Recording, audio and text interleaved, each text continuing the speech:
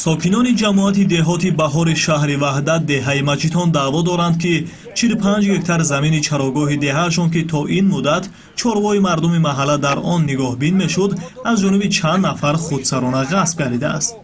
وضعی به عمل آمده در حالی است که طبق مقررات ماده 20 قانون کنستیتوسیونی جمهوری تاجیکستان در اساس عرضه شهروندان و مکتوب جماعت دهات بهار با پیشنهاد کمیته اداره زمین شهر وحدت قطعه زمین مذکور سنه 17 می سال 2016 همچون موضع چراگاه برای استفاده بمحدود از حساب زمین‌های خواجگی دهقانی حدودی جماعت مقرر شده است و قرار دخلدار در این سمت به تصویب رسیده است. ولی امروز طور ساکنان میگویند حالت تماما دیگر است. خور لگات کرده که خور نه میمونه پوده چه بچره نه میمونم خوش استفاده برام بگیره خاک پوز جای پوده چری خلق ویکنه تمام هیچ و خلق یکم جوای نظر روزی برای دارم شیر مانده که خلق هم بغلا برای یک دیگه لیتر شیر میفروشم میبره زندگیش میبره کجا بره زمیندار زمین شگیری تا گم میبره روی زمینی و وقتی که ما پودامون باشه مکتبمون آباده هیچ او بودک بر یک گوی حبتات داید میگم نمیدم میبره در پوده سر میزن یا مدت دو مدت یا برده پودهش مکتب آباد میشه دیگه چه آباد میشه کادرم بس آباد میشه میرویا بیا همین مورد دستگیری کنن مورد پوده چرامون روی کنن همین ما زندگیمون روی گو مول مولای و خیلی گو مول که نباشه من مثال اینه اخ من زمین ندارم یا سوتیق زمین ندارم همه آدمای خودسرانه آمدن محکم کردن اگر توقیشون در میز با کلخوز میغلطید به سری توقیشون نمی اومدن.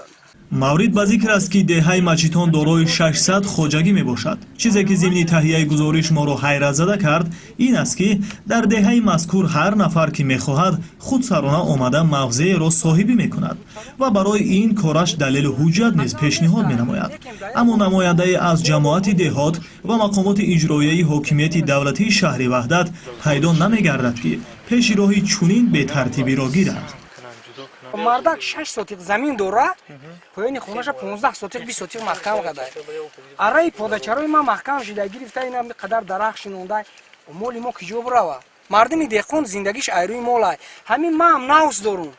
همون مردک هم ناوس داره لیکن به این درجه در مسلمانی هم نمیبیاد در دولتیش هم همین چراگورا بارگاه هم میدونه همینجا مردم میدونه که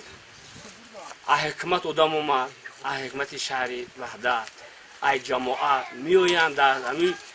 مچتو در ده مردم جمع میکنن وعده میکنن وعده دروغ نمو ایسال شما دا میگیره میتیم شما قرار بسته شما یکم کرونا که مونیم سال تمام شما میگیره میتیم فریو میکنه میگیره زمین روان دیگه همیش نمیوه یکم تا همینجا همه کسا اومدن ای حکومت ای کمیته زمین اومدن مردم همینجا فهموندن که مردم ما اینا ای سال دیگه دو درخت شنونده درختاش هم میکنن ای تیرمو میگیره همین پودچرای شما را هوی میکنیم خب آدم رفتن دعوای قرار گرفتن بعد قرار گرفتن اون مردک داد یعنی اون آقای نمیمونه دیگه هم تپه اصول بگذارم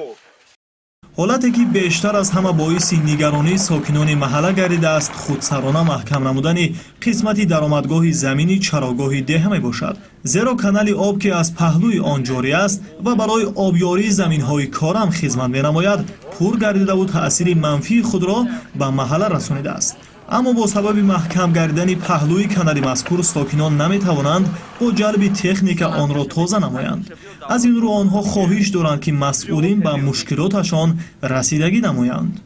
این مردک محکم کرده پگو من میارم این زمینای ما آب در کوره ای حسابی نمی آب زابور ما زمینامون آب میتیم خوجگی و دهخانی را یک کانال میبه بالای دیای و چقدر قطعی همین مورد نمیرسه زمان شده هر که خودش حرکت کنه ما توکای مثال یک کس نگاه کنیم همین مثال ما گفتیم کار کنیم مراجعت کردیم مردک محکم کرده با کجا بیا همو تراکتوری که کار میکنه میره خونای مردم پری آب شدگی است. حالا توجه میکنیم به بند یکم قرار امضا گردیده درباره قطعه زمینی مذکور. با جماعت دهات بهار قطعه های زمین برای چراندن چاروا از حساب زمین های خواجگی دهخانه بهار واقع در دهه مچیتان جماعت دهات بهار میدان عمومی 45 هکتار از آن جمله 29 از 171 هکتار چراگاه 9 از 145 هکتار زیر آب 9 از 4 هکتار زیر راه 12 از 5 هکتار زمین زیر سای و 2 از 175 هکتار زمین ها برای استفاده به محدود داده شود. бобати масъалаи мазкур хостем бо намояндагони ҷамоати деҳоти баҳор ҳам суҳбат шавем, вале шояд бо сабаби рӯзи шанбе ва баъди нисфирӯзӣ иттифоқ афтодани сафари мо натавонистем нафареро пайдо созем. албатта мавзӯи мазкурро мо дар оянда низ пайгирӣ хоҳем кард, вале умед мебандем ки то он вақт намояндагони ҷамоати деҳот ва мақомоти иҷроияи ҳокимияти давлатии шаҳри ваҳдат вокунише нишон хоҳанд дод.